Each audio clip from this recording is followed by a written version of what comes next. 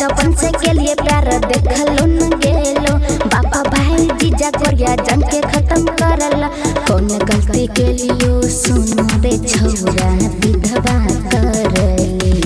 रे कोरिया मार देलही रे कोरिया मार देलही जान को तू और भी पर ले डाल देलही रे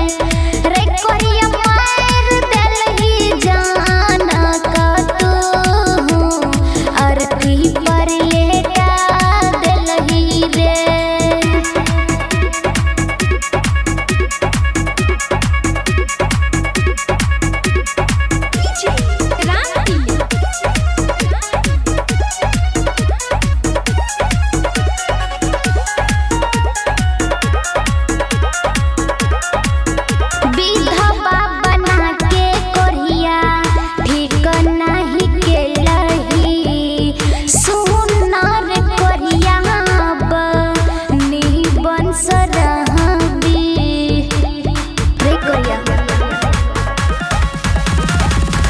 विधवा बना के कोरिया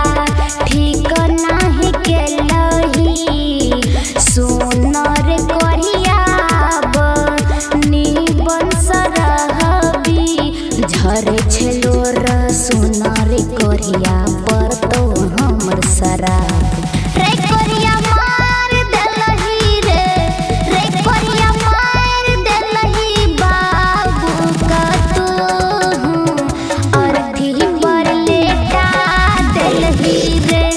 रे कोरिया मार देलही बाबू का तू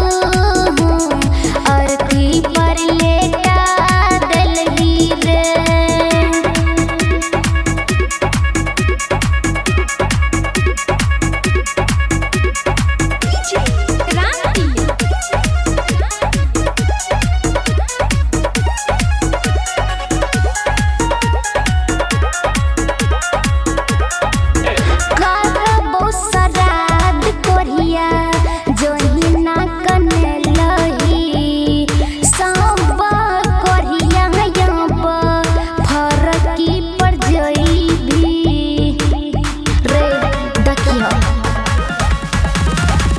करबो सराद कोरिया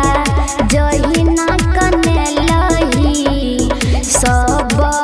कोरिया याब फरकी पर जईभी